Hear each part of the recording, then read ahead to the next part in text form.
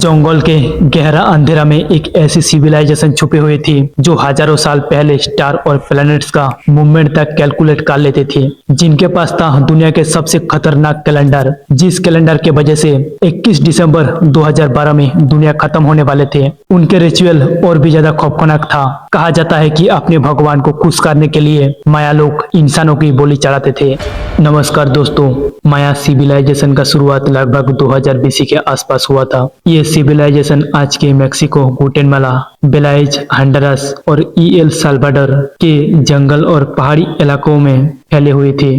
माया civilisation अपने समय में सबसे एडवांस सिविलाइजेशन में से एक था। वो लोग astronomy, calendar science, mathematics, architecture, agriculture, writing system, हर चीज में बहुत एडवांस थे। हजारों साल की ऑब्जर्वेशन, एक्सपीरियंस और लर्निंग ने उन्हें प्राचीन दुनिया की सबसे इंटेलिजेंट सिविलाइजेशन में बदल दिया। माया सिविलाइजेशन में सिर्फ एक ही राजा नहीं होते थे। माया सिविलाइजेशन एक्चुअली बहुत सारे अलग अलग सिटी स्टेट में डिवाइड थे, बिल्कुल प्राचीन ग्रीक की तरह। हर बड़े सिटीज का अपने अलग किंग, अलग आर्मी, अलग लॉ और कभी कभी अलग गॉड्स भी होते थे। माया लोग अपने राजा को सिर्फ रूलर नहीं बल्कि भगवान और इंसानों का बीच का कनेक्शन माना जाता था, इसीलिए लोग उनकी बहुत रेस्पेक्ट करते थे और राजा बड़े बड़े रिलीजियस करवाते थे, कभी कभी तो इंसानों का बोली भी देते थे। माया सिविलाइजेशन के लोग मानते थे कि अगर उन्होंने भगवान को ब्लड सेक्रीफाइस नहीं दिया तो सूखा, बीमारी और तबाही आ सकती है। कई बार युद्ध में पकड़े गए कैदियों को विशाल पिरामिड के ऊपर ले जाया जाता था, जहां हजारों लोग ये डरावना रिचुअल देखते थे। कुछ रिचुअल्स में दिल निकलकर भगवान को चढ़ाया जाता था, तो कुछ में बॉडीज के पवित्र अंशों को कुआं और गुफाओं में फेंक दिया जाता था। यहाँ एक फेमस रिचुअल गेम भी होता था, जिसे अक्सर माया बॉल गेम के नाम से जाना जाता है। ये सिर्फ गेम नहीं होता था, इसमें रिलीजियन, पॉलिटिक्स और रिचुअल भी जुड़े हुए थे।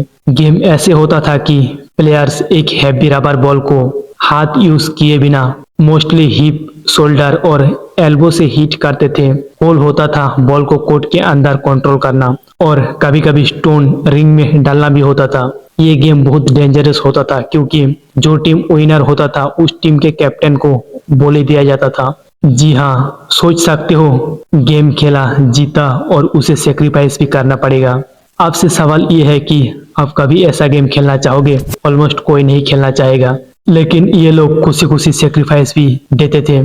किसी को कोई आपत्ति भी नहीं था, क्योंकि इनका मानना था कि भगवान को बोली चढ़ाने से वो दूसरे जन्म में अच्छे घर में जन्म लेगा, और इसीलिए वो लोग खुशी खुशी बोली पे चढ़ते थे। आज से हजारों साल पहले माया सिविलाइजेशन के लोग जंगल के बीच एक एडवांस दुनिया बना चुके थे।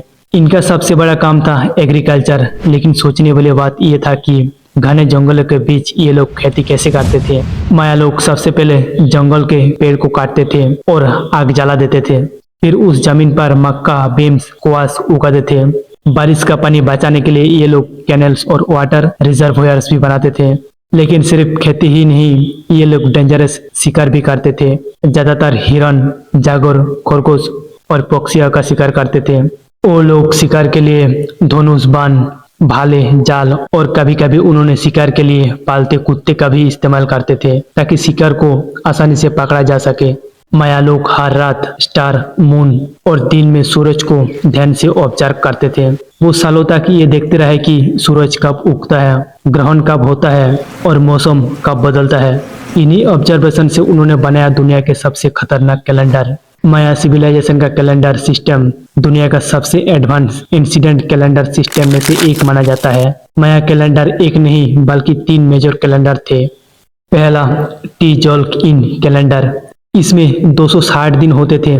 इसमें 20 दिन और 13 महीने होते थे। हर दिन का अलग स्पिरिचुअल मीनिंग होता था। पुजारी इस कैलेंडर से रिचुअल्स, फेस्टिवल और लकी अनलकी डेज डिसाइड करते थे। दूसरा है हाफ कैलेंडर। ये सोलर कैलेंडर था, ऑलमोस्ट मॉडर्न कैलेंडर के जैसा। इनके कैलेंडर में 18 मंथ होते थे। हर महीने 20 दिन का होता था, मतलब एक साल 360 दिन का होता था। और ये जो एक्स्ट्रा 5 दिन उनके हिसाब से बहुत अशुभ माना जाता था। ये एक्स्ट्रा 5 दिन माया लोग घर से बाहर नहीं निकलते थे और व्रत भी रखते थे और भगवान को इंसान का बोली भी चढ़ाते थे ताकि भगवान खुश रहे। और तीसरा लॉन्ग काउंट कैलेंडर, जिसमें माया लोग हजारों साल का टाइम कैलकुलेट कर लेते थे। बड़े हिस्टोरिकल इवेंट, राजा के शासन और हजारों साल का टाइम रिकॉर्ड करते थे। एक समय ऐसा था जब माया सिविलाइजेशन के विशाल शहर जंगल के बीच चमकते थे, लेकिन फिर कुछ ऐसा हुआ कि ये महान सिविलाइजेशन धीरे धीरे गायब होने लगी। 800 से 900 एडी के बीच कई बड़े माया सिटीज अचानक खाली होने लगे। लोग शहर छोड़कर जंगल में गायब हो गया। साइंटिस्ट मानते हैं कि इनके पीछे बहुत सारे वजह हो सकती है। इनमें से ये जो कॉमन है वो है बारिश ना होने के कारण लगातार सूखा पड़ रहा था, राजाओं के बीच युद्धों, जंगलों की कटाई और खाने पीने की कमी। और ऐसा भी हो सकता है कि बहुत बड़े बीमार फैल गया इस सिटीज में और सारे के सारे लोग मारे गए।